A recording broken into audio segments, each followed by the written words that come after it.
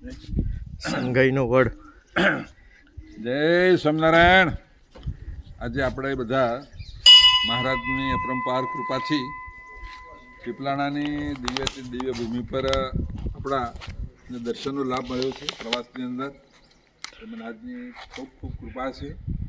આ પીપલાણા જાણીએ છીએ પણ સતત સ્મરણ કરીએ તો સદગુરુ રામાનંદ સ્વામી અને સર્વાવતારી ભગવાન સ્વામિનારાયણનું પ્રથમ મિલન આ દિવ્ય ભૂમિ પર થયેલું.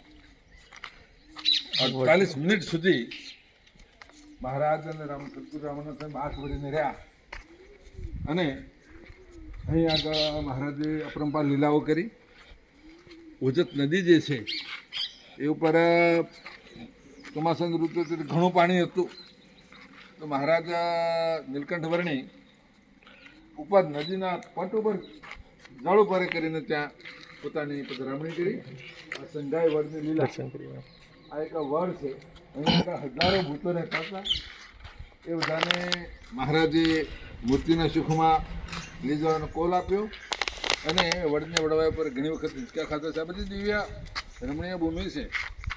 આપણે બધા ભૂમિનું કરીને વધુ વધુ મૂર્તિનું સુખ મેળવીએ.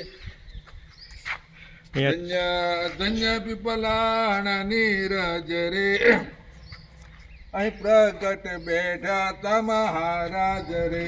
6 મહિના યજ્ઞ કર્યો હતો અને 6 મહિના આગળ યજ્ઞ આજે મહાવિષ્ણુ યજ્ઞ કરતા ભગવાન સ્વામિનારાયણે એમ કરીને યજ્ઞ કરી અને આપણને યજ્ઞ કરવાની રીત શીખવાડી.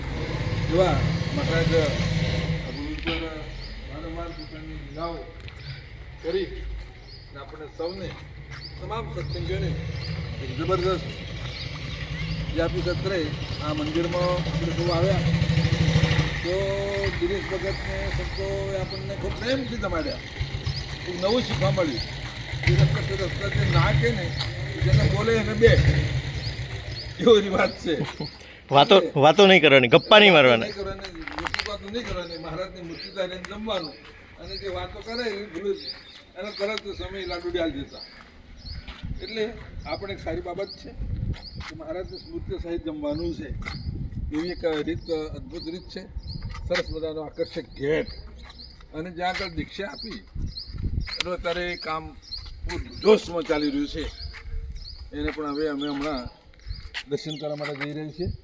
બીજો સંતોએ એ દર્શન કરી જજો એવો આગ્રહ કર્યો છે. અમે પણ દર્શન કરવા માટે જ આવ્યા છીએ.